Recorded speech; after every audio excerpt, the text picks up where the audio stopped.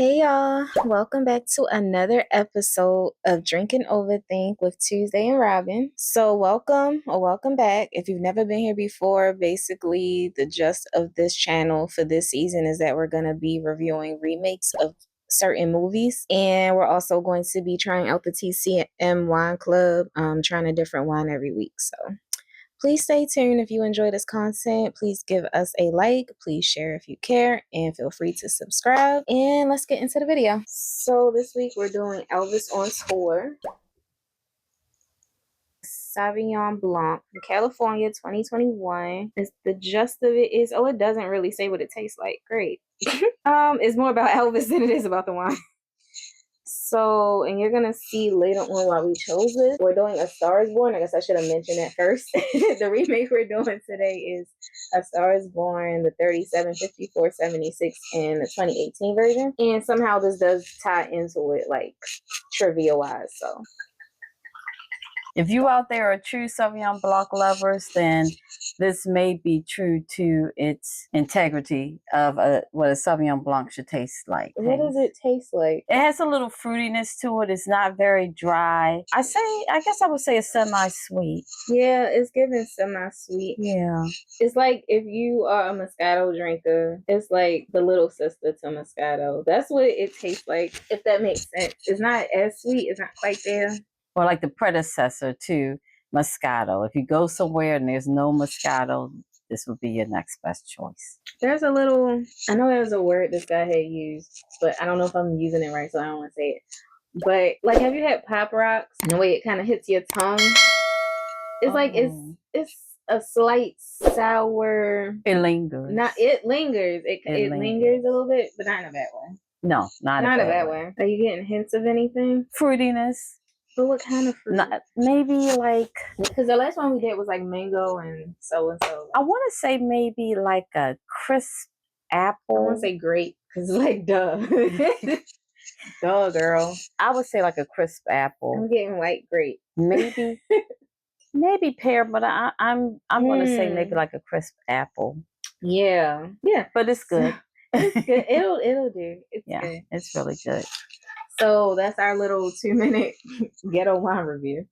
A sip for the road. So, like I stated, we're doing A Star Is Born, and I'm just gonna go over the plot of the movies. I'm gonna try to make it as condensed and quick as possible because honestly, a lot of it does kind of overlap and repeat. Please enjoy our movie review, and we'll come back with our thoughts and comments.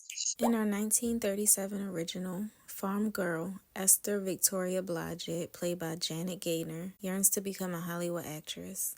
Although her relatives discourage her dreams, Esther's grandmother Letty, played by Mae Robson, gives Esther her savings to follow her dream. Esther goes to Hollywood and tries to land a job as an extra, but the agency rejects her due to having too many applications already. She befriends a resident at her boarding house, an assistant director named Danny McGuire, played by Andy Devine, who's also looking for employment. When Danny and Esther go to a concert to celebrate Danny's new employment, Esther has her first encounter with Norman Maine, played by Frederick March, an actor that she admires greatly. Norman has been a major star for years, but his alcoholism has sent his career into a downward spiral. Danny gets Esther a one-time waitressing job at a fancy Hollywood party. While serving hors d'oeuvres, she catches Norman's eye. They have an interesting time alone in the kitchen, and the next day, he gets his longtime producer and best friend Oliver Niles, played by Adolphe Menjou, I believe, to give her a screen test. Impressed, Oliver gives her a contract and a new name, Vicky Lester, and she practices a few lines for her first tiny role. So honestly, guys, all of the movies are pretty similar, especially the 54 remake, so I'm going to try to keep it as brief as I can. In the 54 remake, her name is still Esther Blodgett, played by Judy Garland. She's now an aspiring singer in a band. And Norman Maine, played by James Mason, is a former actor with a dying career. He arrives drunk to the theater she's performing at and crashes her routine, but she pretends as part of her act and keeps going. He realizes her talent and wants her to come to LA to do the movies with him, and she agrees. Long story made short. In the 76 remake, his name now John Norman Howard, played by Chris Christopherson, a famous and self-destructive singer, as well as a songwriter, rock star, arrives drunk for a concert and leaves the stage after only singing a few songs. His driver takes him to a bar where Esther Hoffman, played by Barbara Streisand, is singing. One of John's fans finds him, starts a fight, so Esther helps him escape out the back door. The next day, she agrees to go to a concert with him, which ends up him in an ambulance and her stranded. They run into each other again at a radio station, end up back at his mansion, they carry on, if you know what I mean, and ultimately they end up writing a song together. Jackson Jack Maine, Bradley Cooper, age 43, is a famous country rock singer battling alcohol and drug addiction, with only his half-brother/manager Bobby, played by Sam Elliott, at his side. After a show, Jack goes out for drinks where he witnesses a 31-year-old Allie, played by Lady Gaga, who works as a waitress and a singer-songwriter. Jackson is intrigued and they spend the night talking about music, and after sharing some of the lyrics she's been working on, he tells her that she's very talented and should come to his next show. With Jack's encouragement, Allie sings Shallow on stage with him and they end up on tour together where they form a romantic relationship. Later they visit the ranch where Jack grew up, only to find that Bobby has sold the land and it's now converted into a wind farm. Jack attacks Bobby, who then quits as his manager, and it's revealed that he did inform Jack about the sale, but Jack was too drunk to notice. When the studio has trouble finding a female lead for Norman's current film, Norman persuades Oliver to cast Esther. The film makes her an overnight success, even as the public continues to lose interest in Norman. Norman and Esther elope, with Norman promising to give up drinking, and when they return from their honeymoon, Esther's popularity continues to skyrocket, and Norman realizes that his own career is over despite Oliver's attempts to help him. Norman stays sober for a while until his frustration over his situation finally pushes him to start drinking again. When Esther wins the Academy Award for Best Actress, he drunkenly interrupts her acceptance speech and accidentally slaps her in the face in the process. And by the way, this happens literally in every movie, almost the same way. The 54 version is basically identical to its predecessor. Norman brings Esther to Oliver Niles, who cast her in a small role. The studio changes her name to Vicky Lester. She is cast in an important musical film, making her a huge success, while Norman is struggling to find work. And their romantic relationship flourishes and they get married. The pressure of everything gets to him and we get the same Hollywood award scene. He arrives late and drunk, interrupts Vicky's Oscar acceptance speech, does way too much, and he accidentally hits Vicky in the face. At his next concert, John gets Esther to sing on stage. Although the audience boos her at first, she wins them over. Later they marry, and John takes Esther to a plot of land he has out west where they build a simple home. She wants them to go on tour together, but he refuses as her career is taking off, eclipsing his. John returns to the studio, thinking of restarting his career, but he's told that his band has gone on without him and has rebranded. At home alone, trying to write a new song, he's constantly interrupted by the telephone with people asking for his wife. When Esther returns home, she wants to find out how it went with the band and how his day went, and John tells her that it didn't work out. He changes the subject to find out about her day, gives her her messages, one of which is that she's up for a Grammy Award. At the Grammy Awards, Esther wins for Best Female Performance, and yet again, we get the same scene as before. I'm not gonna go into it. Later, Esther tries to get John another shot at recording, and while they like his new material, they do suggest that he release some of his old songs along with the new stuff, much to John's dismay. While on tour, Allie meets Rez, a record producer who focuses Allie away from country towards pop music. Jack misses one of Allie's performances after he passes out drunk in public. He recovers at the home of his best friend, George Noodles Stone, and later makes up with Allie. There he proposes to Allie with an impromptu ring made from a loop of a guitar string, and they're married the same day at a church nearby. At the Grammy Awards, Allie wins for Best New Artist. And like the other three versions, he's not just drunk. He staggers up to her, wets himself, and then passes out. He joins a rehab program shortly thereafter, and while recovering for about 2 months, Jack discloses to his counselor that he's tried to self-harm before at the age of 12, and that he has hearing problems due to progressively worsening tinnitus. Norman temporarily sobers up after a stay at a sanitarium, but soon falls back off the wagon into a 4-day drinking binge after talking to his publicist Libby. He gets arrested for drunk driving, and the judge sentences him to 90 days of incarceration, but Esther pleads with the judge to release Norman to her. They go home and Esther decides to give up her career to devote herself fully to Norman's rehabilitation. After Norman overhears her discussing her plan with Oliver, he drowns himself in the Pacific Ocean. Esther decides after his death to give up her life in Hollywood and just go home. Her grandmother Letty shows up after hearing that Esther is quitting. She tells her of a letter Norman sent to her when they got married, stating how proud he was of Esther and how much he loved her. Because of her grandmother's words and the reminder of Norman's love, Esther is convinced to stay in show business. At the premiere of her next film at Grauman's Chinese Theater, when Esther is asked to say a few words to her many fans across the world, she announces, "Hello everybody, this is Mrs. Norman May." In the 54 remake, the ending is literally identical to the original, except Vicky ends up at a charity event with Danny to announce herself as Mrs. Norman May. Back at his Los Angeles mansion, John finds Quentin, a magazine writer, swimming half naked in his swimming pool. She says she's desperate for an exclusive interview. Initially, she thinks it's with him, but she confirms it's with his wife. Esther arrives soon after she finds them in bed together. Quentin has the nerve to try to interview Esther from her bed, but John kicks her out. Esther and John argue, make up, and they return to their small home out west. One day, John wakes up early and tells Esther that he's going to pick up Brian from the airport. He begins to drink and drive while playing his track, Watch Closely Now, but gets bored and puts on one of Esther's songs. Next, we see a police car and a red sports car on its side. A helicopter lands and Esther runs out toward John, whose body is covered by a blanket. She cleans him up as best as she can while crying and asks what is she supposed to do without him. He's taken away in an ambulance. At a memorial concert for John, Esther walks out and is introduced as Esther Hoffman Howard. She sings the song John wrote for her, With One More Look at You, and then ends with his famous track, Watch Closely Now, done in her own style. While returning home, Jack makes up with Allie and his brother Bobby.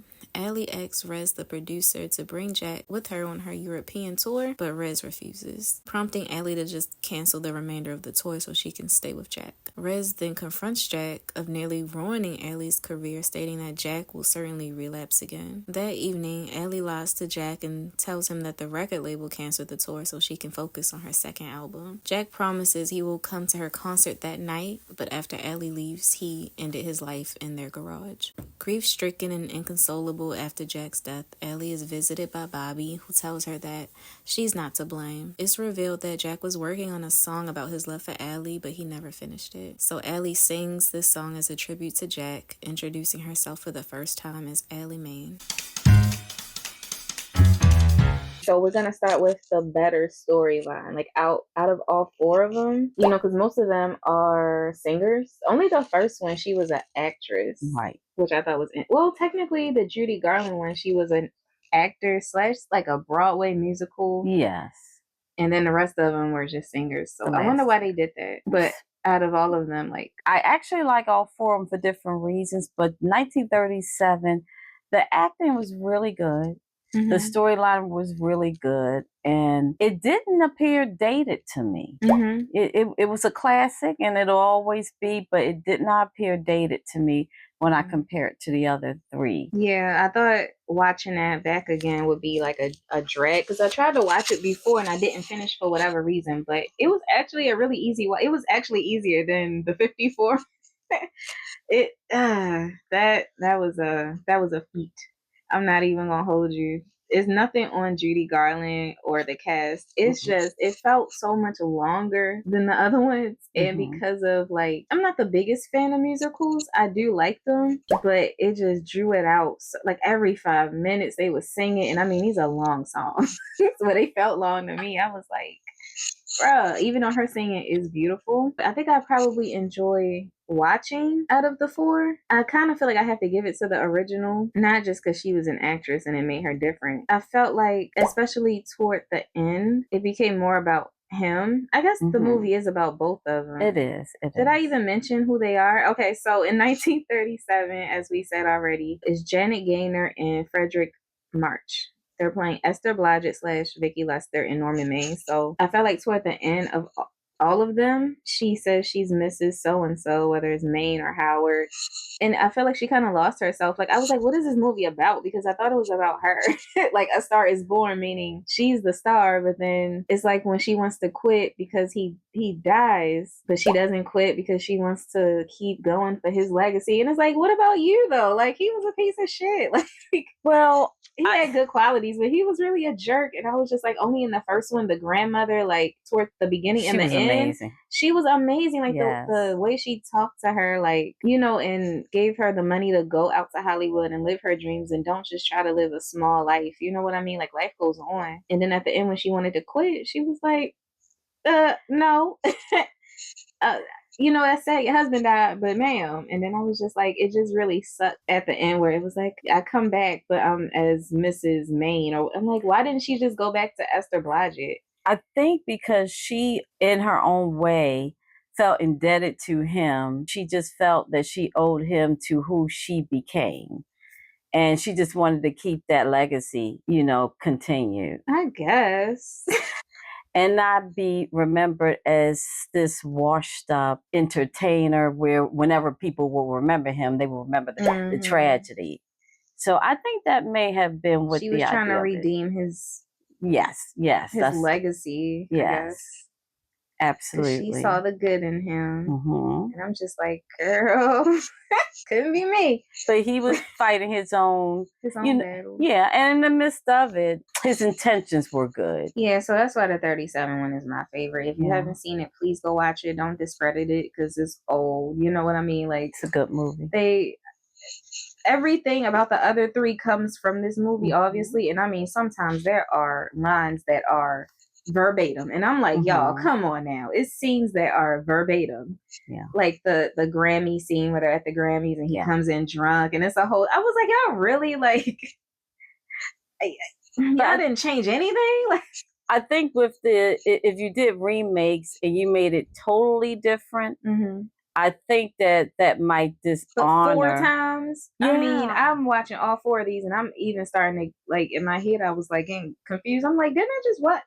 No, this a different movie. I'm like, it's a little too spot on in some places. I just thought that was a little annoying. I think the intention may have been for the music to be different in all 4 movies. So maybe it wasn't a lot of concern about making the script totally different, but it was with the times too. Well, there's no music in the first one. Yeah. She's an actress. She's an actress, so. I like that she just went to Hollywood by herself. Like, her grandma gave her the money and she went to go find her dreams. And the other 3, well, they just met this guy and just went on with him. I'm like. Right, so they didn't go looking for it. It found them. This is interesting. I mean, yeah, maybe I think I'm just too suspicious of everything and everybody. Well, again, so I'm just like, girl, are you dumb? But yeah, I mean, it's the movie, so they were like, well, I'm not going with you then in the story. In the story, so.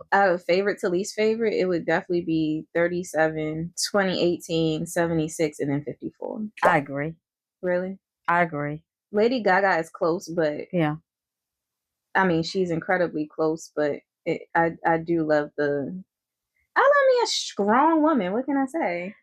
I just thought it was so adorable how her family held her down. And do you even see their family in the other 3? Oh yeah, and Lady Gaga when she has her dad. Better cast, better ensemble.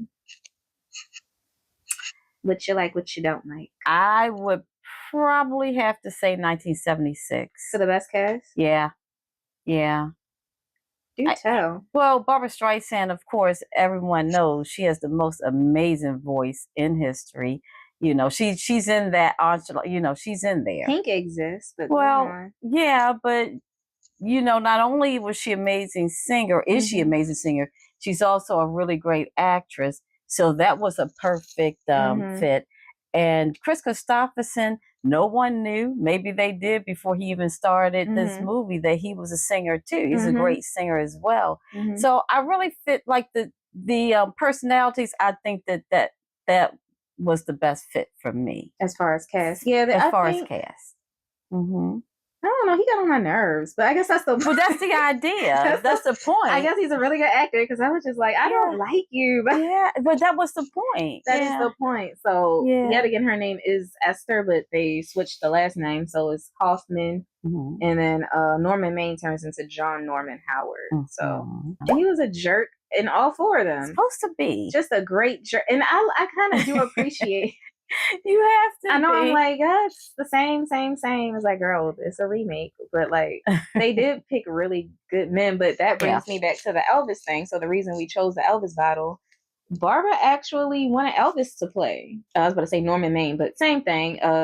John Norman. She wanted Elvis to play John, and his manager was pissed that she didn't come to him first. Like Elvis was a prisoner or something, but that's a whole nother story for another day. And he was like, well, if we're gonna do this, I want him to have top billing, and y'all got to pay him more money.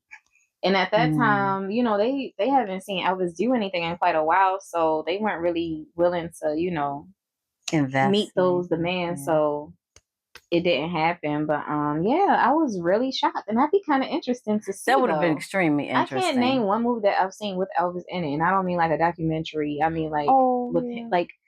You mean acting? Yeah. Oh, he made.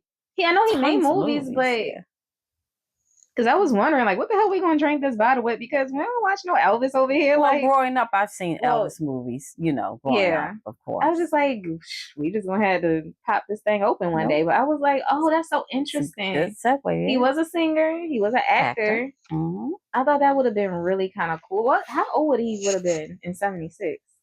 Would they be around the same age? I think he was. I honestly can't remember if he was still in his 30s or even 40s. Is he older than Barbara? They may have been around the same age. Well, let's think. He was born in 1935, then so by she's 76? Older.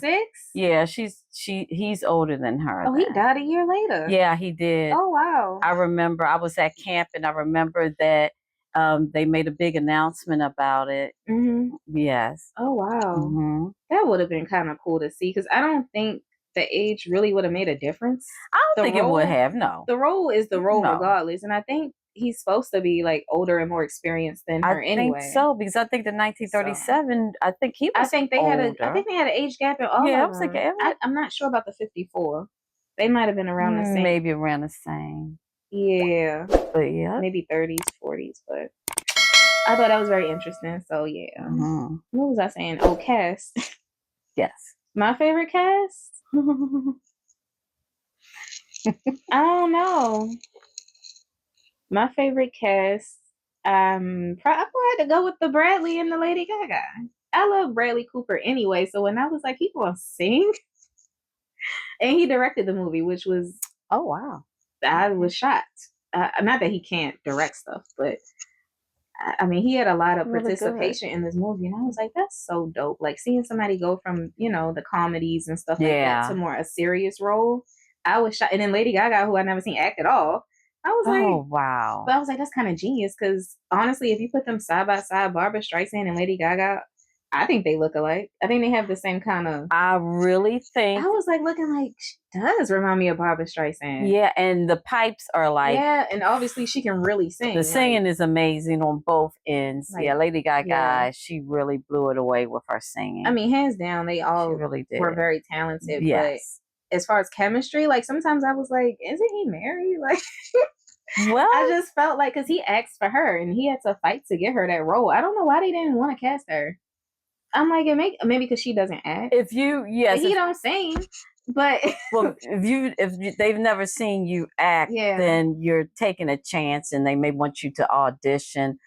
So I guess so, but I just feel some kind of way, like, what you ain't like my girl Lady Gaga. No, but the singing part, yes, but they was like, can she act? But he don't sing. He acts. So it's like, if you're gonna give a chance to one person, even though he is directing it, so it's like you can't tell him he can't play. So it was an investment on, So from what I heard was he went to her house, I think, or she went to his house, and basically they did like a screen test kind of a thing and showed their chemistry together, and they were like, okay. Because I'm like, I can't imagine anyone else. No. I think for the 76, it was Liza Minnelli. Oh. Which actually would be kind of cool, since her mom did it would have 54. Worked. It would have worked. I think that could have worked. I think Liza Minnelli, Diana Ross, which child, I don't know how that would have. I think Berry Gordy shut that down. Yeah. I don't know how that was going to go. I think it would have worked. And Carly Simon was the inspiration. Oh, wow, really? For the 76, I guess her style, she kind of had like the bohemian. She was a great singer too. I think that would have been really good. And then I think Cher maybe. I could see Cher, I think she was also considered. I could see it. I could see a lot of people, honestly, because I said when I watched it, and I've only seen it once, and I just watched it for this video to compare them, and I was like, I feel like that role should have been for a black woman. I just it was giving so much soul, because of some of the music. The music, I was like, Barbara definitely has some soul, but oh yeah, she does. I don't know. I just it would. I feel like it should have been a black woman. I mean, you never know, especially after 2 movies. It's like, why couldn't she have been black? But it may not be in everything. It was just it's just like the 70s were very soulful, and it just felt like it should have been a black girl. I don't know about Diana though. Not that she couldn't do it. Maybe. I mean, with her and Cher, I didn't know that until they started acting that they could really act. Yeah, I mean, amazing. So yeah, it could have worked. Everyone everyone I say, I feel like, and it really could have worked. Miss Barbara, oh no, not at all. It felt like a few people could have played this. You got to look at chemistry, even though aesthetically everyone you mentioned is beautiful, but you do have to look at chemistry. That's very important. That's very important. Costumes. Not all of them I was able to really find any interesting things on. I know for certain, which I thought was really dope, is that Barbara wore her own clothes. Yes. And I mean, I'll put some photos and stuff, like the stuff she was wearing. I was like, that's so loved cute. It. I really don't know a lot about Barbara Streisand. Like, I didn't grow up listening to her or seeing any of her movies, so I'm really like brand new. Yeah. Like, I'm trying to figure out, like, who is she? Like, she gave off kind of like a no. She was in what's the thing with Robert De Niro, and was it Meet the Parents? Yes, she played. She was in there. She was like a bohemian kind of hippie, and I loved her That's character. kind of the vibe that she was given in this movie too. Like, her clothes were beautiful. The costume designer, they were 2 of them, Seth Banks and Shirley Strahan. I'm not sure how to say her name, but she just wore her own clothes, child. And her wardrobe was amazing. It was beautiful. It really was. I loved everything she wore. I love the 70s in general, so I'm a little biased. But and plus, she was very versatile too. So, yeah, in her movies, I grew up watching her in movies too, like What's Up, Doc? That was a comedy, and The Way We Were. With Robert Redford was a drama, and she could carry it. She was a baddie. I don't know why I always had this image of her being like very prim and proper. And, oh no! And that's just not. That's not who she. No. Yeah, she has a whole. Not that she isn't, but yeah, it's a whole list of movies that you can watch. I don't think you'll be disappointed. I will watch more Barbara. Yeah, you won't be disappointed. You won't. And for costumes for 37 is by Omar Khayyam. You might know who he is if you're really into costume design. He's apparently world renowned, and I never even heard of him until I looked it up, which I'm ashamed to say. Yeah, I mean, you live and learn. The outfits were a few good pieces in there too. Gowns were nice. 54 specifically, they went crazy with the costumes. Like I said, it's a musical. They switching outfits every 5 minutes. Yeah. It was this cute. It was like a leotard / suit. No, tuxedo. It's something she wore on stage for this long performance. I was like, that is cute. I got to see if I can find a picture of that. I like the stuff they wore in 54. I assume like back then they didn't show skin or anything. Like, it was. Oh no! You can't show skin, and they was wearing the same stuff. People like Meg Thee Stallion. It's the 50s. They had legs. You could see a little cheek. Oh yeah, I don't know why I assumed that. At least if you were a performer, it was okay. Well, that's what it is. Performance, you're going to see the same thing. I was like, this stuff looks so modern. Who was the costume designer was John Lewis, and Mary Ann Nyberg. Yeah, so he did the last movie we just watched, Imitation of Life, with Lana Turner, and he did Judy Garland. That man got a hell of a what's it called? A resume. Yeah. For 2018, it was Aaron Benach. If I'm saying that right, Benach. Is that an N or an R? I can't understand my own handwriting. I don't know. But honestly, fashion-wise, it was my least favorite. It wasn't given. A lot of it was them in like casual wear, which is fine. Yeah. It wasn't like a lot of big moments. I know she wore some kind of cute stuff when they tried to turn her into like a pop princess. I thought some of those outfits were kind of cool and imaginative, but it just took me back to Lady Gaga. Yeah. It just took me back to that. I was like, oh, okay. But yeah, I think I think they focus maybe more on the music than which is fine. anything else. Which it wasn't a fashion it makes up for. Yeah, I don't think it was supposed to. It wasn't giving moment. Yeah, she was just like a regular girl. Yeah, if it's fashion, if it's looks, is 54 and 76. My favorite probably being 76 because even the casual stuff she wore was dope as well as the dress up. Like she had that bohemian vibe going. I love it, and I loved everything she wore. And Judy was putting some stuff on too, but it was mostly for performances. Yeah. And when she wasn't performing, I don't remember what the hell she had on. Well, you were wearing in the 50s. You just wore regular. Yeah, what you were wearing in the 50s. Like we do. You know. So, as far as the music, which one would be your favorite? Well, we're not counting the 37 because she was an actress. Yes. So 54, 76, and 2018. I'm going to say 2018. Ah, I did not expect that. Yeah. We won one, you guys. And I'm old school. I'm very old school. But I'm going to say 2018. Really? I've been trying to get this woman to watch this movie. When I went to the movies to see it, I was like, you should come. She was like, no, it ain't going to be like the original. I was like, well, it's not supposed to be.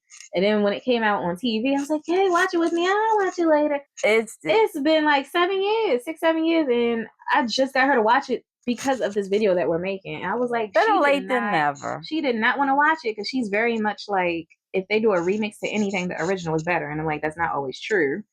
I was telling her this movie is good. Well, I love the music. Better. The storyline and to me was pretty much the same, but the music was amazing. Barbara Streisand, her singing was amazing. I think she had a few pieces that either won a Grammy, and I should have researched it. She wrote and sung Evergreen. Yeah, so I would say Evergreen. It's gorgeous. I wish it could have been sung on the 2018 soundtrack. But I totally agree. Judy was singing her face off. We all know Over the Rainbow, but Judy could do a lot more than that. Oh, of course. A lot more than that. And she was singing her face off. Did I get sick of all the singing? Yes. But her stamina, I feel like Judy could have been a rapper. As long as those songs were and how she was all over the place. I was like, Judy, how are you not out of breath? Oh my goodness. Old school performance. Yeah. I knew she had a hard life and she kind of had a Joe Jackson kind of situation with her parents and I'm not gonna say it pays off, but I mean, talent. She was extremely talented. Yeah, I mean, she was on the stage when she was a little child, and it's just in you. It's in you. It's just in you. She could have been a rapper. She got her breath control is crazy. Yeah. But it wasn't my favorite music wise. My favorite, I'm gonna have to go with 76. Even though I replayed, I pretty much still listen to Shallow and a few of the other songs from the 2018. Is That All Right? I love that song. They used to play it at work when I when I was a CNA. I would stop and just stay in the hallway and listen to it. But something about music in general from that decade, from the 70s, I love. And I never heard Barbara sing before. I kind of love that this is the first time I saw her act and sing. I was taken away like, I knew you would be. I knew she would be. Her voice it's kind of scarily good. Like it didn't sound like it came out of her too. And I was like, well, I guess it's just me because the whole world knows about her. Oh my gosh, are you kidding me? She could walk down the street. I tell you that. I freaking love her voice. Yeah. Every song she sang. She's like Patti LaBelle, like she can sing the phone book. I would listen. And then her songs are brilliant. I loved every single song that they sang. My favorite song actually is Watch Me Now, I think. The Chris Christopherson song. We started with that and I was like, I guess we're gonna end with that. And they did. That's the last played song. Through the whole I love movie, that song. Yeah. I just think it's just so like, I don't know, I just love that vibe of the 70s. Yeah, 70s was born in the wrong time. Oh, so sorry. Why you ain't get pregnant sooner? Well, I wasn't you were old born enough to have a child. So you would have been what? You'd have been like 9. Yeah, I wasn't old enough to have you then. So sorry. Anyway, I don't know. You should have been born sooner. Oh, well, that would have made my parents older and been born. So it's a whole thing. I don't know generational. What to tell you. You act like you have control over these things. It's a whole thing. I should have been living my best life in the 70s because I really appreciated Chris's voice. Yeah. I wish they played on the radio. I think that they at the time, they played the 2018 one on the radio. Yes, I really believe that it was played on the radio. Oh, like they put out the soundtrack. I think they did. I think it won. Oh yeah. Oh yeah. Did the soundtrack win, or was it just Evergreen? I like the thing. I definitely know Evergreen. Yeah. Not sure about the soundtrack, but I know it was a hit. You know. Yeah. It was still a good movie. It was entirely too brown. If you were alive in the 70s, I don't understand why you had wood paneling, ceiling to floor. You had wood floors. You had wood tables, wood chairs.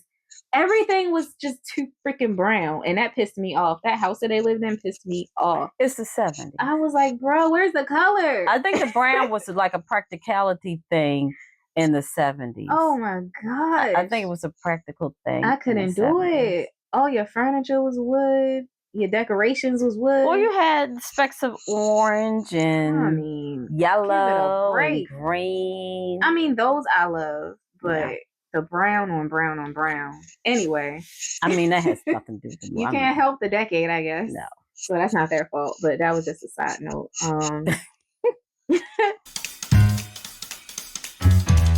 So remake worthy. If they made another one, which they shouldn't for a while. I don't think they should ever.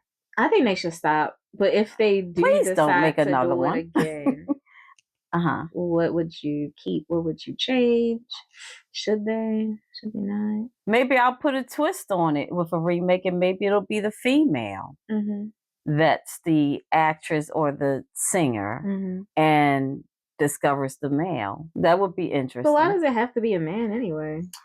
Well, it doesn't have to be, but I think if it's not much you can really do for me with a remake. So I think if it was maybe a female instead of a male, I mean, maybe it'll put like an that kind of would be all about Eve. Put a little bit of all about Eve in it, character in it, like the Betty Davis character. And even though she wasn't horrible, but I think it would put a little spin in it. But see, that's not a romantic relationship, so that's a little different. I think I think a female. A woman being a hot mess, I could see that. Oh, absolutely. Like, I just want you to do right. And absolutely. She's like, no, I'm trying to be in these streets. Yeah, I could see it being a woman. I guess. Well.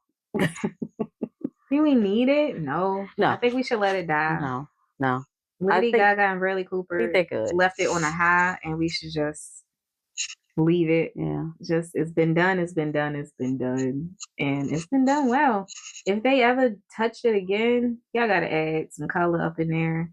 I don't care from what part of the world, but you gotta add some color. At least in the they have Dave Chappelle, but he was in it for like 5 minutes. Like and he was a kind of serious character. He wasn't I was just like comedy character. That's what makes it kind of feel kind of Groundhog's Day-ish. That is just like you said, it was kind of like the same thing over and over. Like, and then maybe show a little more of her independence. She did pick herself up at the end of all the movies. Yeah, but no, I know. It would have been nice to.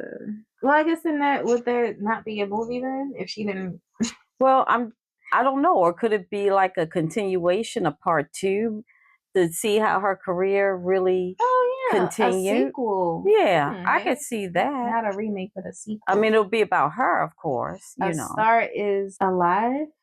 Just a star. Just name it a star. A star. No, it have to be like a star is the star. Because babies are born and then you are alive and then you die. I don't know. A star is. That's a long. Starring. I don't know what the title would be. The Star. The Star. And it'll just be like what her getting past his death and continuing on with her career. And maybe she'll meet someone else and brings them up under her. And then she turns out to be the hot mess. Oh. And the cycle continues. Oh. Yeah. I'm just saying. Any producers out there, critics?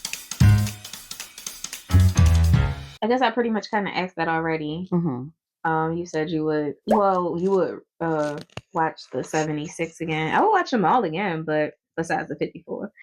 But as far as watchability, obviously you can watch the 2018 one easily. I think the 37 one, because I wasn't being stopped every 5 minutes with a song, it felt a little easier to watch. I think to me, that's an easier rewatch. It's way of an easier rewatch. It's an easier rewatch. I mean, yeah. So, but if there was no music in them and it was like, if they were all actresses, I would still be okay with it. I would be okay with it. I don't think I would watch them. Oh, no? No. Okay. Well, if you had the cast that you still have, I would watch it based on the cast. Same cast, but no singing. They're actresses instead. I would probably like the Judy Garland one more because it wouldn't be as freaking long. And then they had some missing footage. So every time, by the time you get to what? The middle of the movie? Yeah. Maybe not quite the middle, but eventually I'm thinking this is some creative direction they were going into where you can hear them talking, but it would just be a still photo. And I'm like, and it would just go on and on and on. And I'm fast forwarding and I'm like, what's going on? I'm like, if this is some creative thing, I don't like it. Well, it had to be a creative thing because the footage. Yeah, they lost the footage. It's lost. They went back to, they cut some stuff out and then they went to add it back in and something got lost. I was like, whoo, y'all definitely got fired. Oh, they was so fired. Big fire. I don't think it came out in the movies that way. I think it happened in the 80s. Oh. They lost the footage. Yeah. Okay. I think originally everyone saw the regular movie and then it got cut down. Okay. Yeah, when they tried to replace it, some of the footage was lost, so they replaced it with stills. That was another reason why the movie just felt so long to watch. Can you imagine? Like, and sometimes they would use the same photo. They would use like a photo of her and then a different one and then go back to that other photo. I was like, y'all couldn't even find different photos. Like a filler photo. Yeah, 54 is a hard watch. It's the lowest on my list. The other three are kind of, the other two, 76 and 18, are kind of on the same. I will watch them again. I ain't got to watch it from beginning to end. I kind of like the beginnings more. But 37, I can watch it all the way through. It just felt more inspiring. Maybe we could add a different ethnicity or just a different point of view. Like, let's not make them a singer. Can it be a cook? Could it be a chef? Ooh, they could be a chef. A star can be a Gordon Ramsay.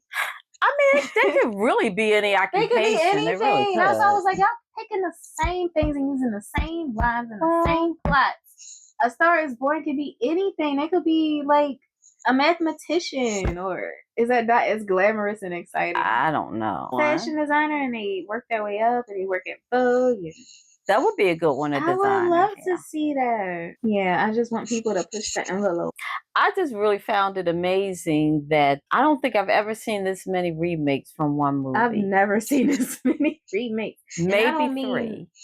I have technically, if you're talking about like TV movies, like we've all watched Lifetime, we all know that they, in Hallmark, they use the same two freaking storylines, and they're gonna give you some different characters and say, here you go. So technically I have, but as far as them being like big in the movies, I'm still trying to get why this had to be done 3 more times. I don't get it. If it was successful, and I think because it was successful, all 4 were successful. So sometimes you just want to go back to what worked. But yeah, I definitely recommend, if you don't watch anything else, watch the 37 and the 76. Yeah. Well, we do encourage you to watch old movies if you can, like old TCM movies. Oh, that is a part of the reason why we're doing this. Yeah. I know I didn't say it in the first video, but Robert Osborne, he used to be the host of like TCM, and I've been watching him like since I was a kid. So, may he rest in heaven. Yeah, he passed away, and I was like, I would love to do something like that, like give trivia and talk about movies and whatnot. So please also support the TCM Wine Club. Yet again, we're not being paid. There's no affiliation, anything like that. I just really, really love TCM.